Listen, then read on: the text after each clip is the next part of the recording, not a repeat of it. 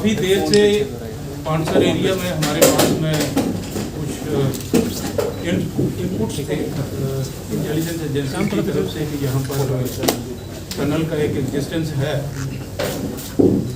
Accordingly हमारी जो unit है यहाँ पर उसने एंटी टनलिंग कैंपेन जो हमने स्टार्ट कर रखा है उसी का हिस्सा है। और 26 जनवरी के दौरान हम लोग ज़्यादा ही सतर्क हैं। उसी दौरान में यहाँ से करीब 1-1.5 किलोमीटर पाकिस्तान की बीओपी है अब्यार डोगरा और किंगरे दे कोठे, उन दोनों के बीच में काफ़ी घना जंगल और टूटा फूटा इलाका है। पाकिस्तान ने 0 लाइन से ये टनल खोदी है और ये टनल करीब इंडियन साइड में हमारी असेसमेंट है करीब 140-150 मीटर लंबी है। एंट्री पॉइंट से ये टनल 10-12 फीट नीचे जाते हुए फिर करीब 25 से 30 फुट गहराई में होते हुए वो इंडियन साइड में एग्जिट करती है। तो इसका जो डाया है ये करीब 2 से 3 फुट का डाया है, जिसमें से आदमी आराम से क्रॉलिंग करते हुए या थोड़ा बैठ के क्रॉस कर सकता है। ये काफ़ी डिफ़िकल्ट इलाका है और काफ़ी संवेदनशील इलाका है। इसमें आपको याद होगा कि जून लास्ट ईयर 2020 में हमने एक हेक्साकॉप्टर को भी गिराया था जो हथियार और अम्युनिशन लेके इंडिया साइड में जा रहा था। उससे पहले 2 साल पहले यहाँ पर पाकिस्तान ने स्नाइपिंग की थी और उससे भी करीब 4-5 साल पहले इसी एरिया में फायर असॉल्ट करके कुछ एक बीएसएफ के जवानों के ऊपर हमला किया था। तो ये सारी कार्रवाई जो पाकिस्तान की तरफ से हो रही थी, इसका मतलब है कि ये यहाँ पर उन्होंने उस टाइम पर कोई टनल बनाने का कार्य शुरू किया हुआ था। इसी तरीके से करीब नवंबर 2019 में भी हमने यहाँ पर कुछ टेररिस्ट की मूवमेंट देखी थी और उनको न्यूट्रलाइज किया था और उसके बाद में वो वापस भाग गए थे। तो इस एरिया को काफ़ी हम लोग संवेदनशील मानते थे क्योंकि इसमें पूरा जंगल भरा हुआ है, हमारी साइड में भी और पाकिस्तान की साइड में भी। तो ये एक काफ़ी बड़ी कामयाबी है। इसका श्रेय मैं हमारे जो ग्राउंड के ऊपर ट्रूप्स हैं उनको देता हूँ, इंटेलिजेंस एजेंसीज को देता हूँ जिनका रेगुलर इनपुट हमको मिलता रहा है और हम ये इसकी ढूंढ निकालने में कामयाब रहे। सर इस समय एलओसी से लगभग जो इन्फिल्ट्रेशन करना नामुमकिन है क्योंकि जिस तरह से बर्फ मिली है। तो ऐसे में सर हाल के दिनों में आप देखो शकरगढ़ को कितना इंपॉर्टेंट आप मानते हैं, कितने वहाँ पर लॉन्चिंग पैड्स एक्टिव हैं, कितने वहाँ पे मिलिटेंट्स हैं और शकरगढ़ को ही क्यों चुना जाता है? क्योंकि जो इससे पहले भी टनल थी वो भी शकरगढ़ से खोदी गई थी, ये टनल भी शकरगढ़ से ही खोदी गई। शकरगढ़ शुरू से ही नोटोरियस रहा है। शकरगढ़ क्या, सियालकोट भी उस मामले में पहले रहा है। तो JNK के अपोजिट जो भी पाकिस्तान के डिस्ट्रिक्ट्स हैं उसमें उन्होंने अपने लॉन्च पैड्स बना रखे हैं और ये उनके जो डिस्ट्रिक्ट्स हैं ये इवन पंजाब के अपोजिट भी जाते हैं।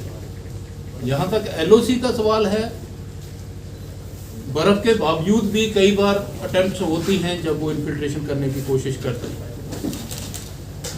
ये एरिया काफ़ी संवेदनशील है क्योंकि यहाँ पर हाईवे जो है वो नज़दीक पड़ता है। कुछ एक वाइटल इंस्टॉलेशन हैं जो हाईवे के साथ साथ में पड़ते हैं, वो इम्पोर्टेंट टारगेट्स बन जाते हैं। तो उस पॉइंट ऑफ व्यू से अगर आप देखोगे तो हमारा जो सांबा और कठुआ डिस्ट्रिक्ट्स हैं इसकी जो बाउंड्री है ये काफ़ी सेंसिटिव है और इसमें पाकिस्तान साइड में आप देखोगे तो बहुत सी जगहों के ऊपर उन्होंने डेलिबरेटली जंगल को रखा हुआ है, टूटी फूटी ज़मीन है जिसमें वो अपने फार्मर्स को भी नहीं आने देते।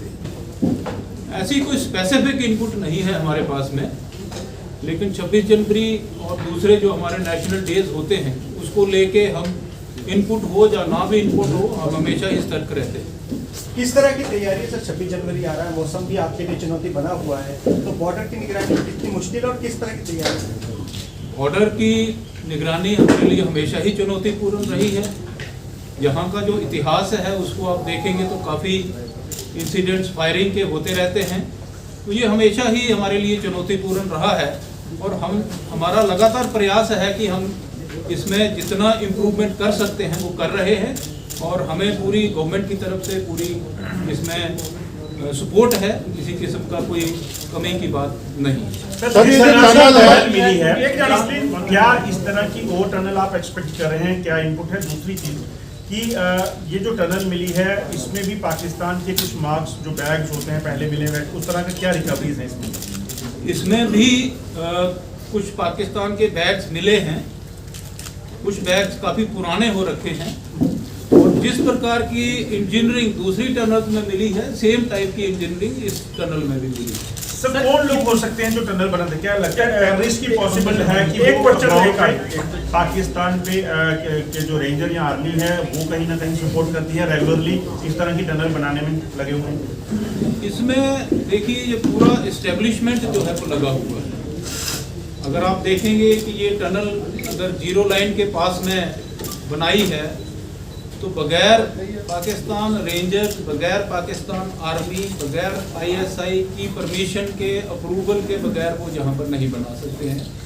जीरो लाइन के ऊपर कोई आदमी नहीं पहुँच सकता है जब तक कि उनकी परमिशन ना हो। नंबर 2, जो इसमें इंजीनियरिंग एफर्ट है और जिस प्रकार की सॉयल और ग्राउंड चुनी गई है, उसमें प्रॉपर एक थॉट प्रोसेस इन्वॉल्व हुआ है।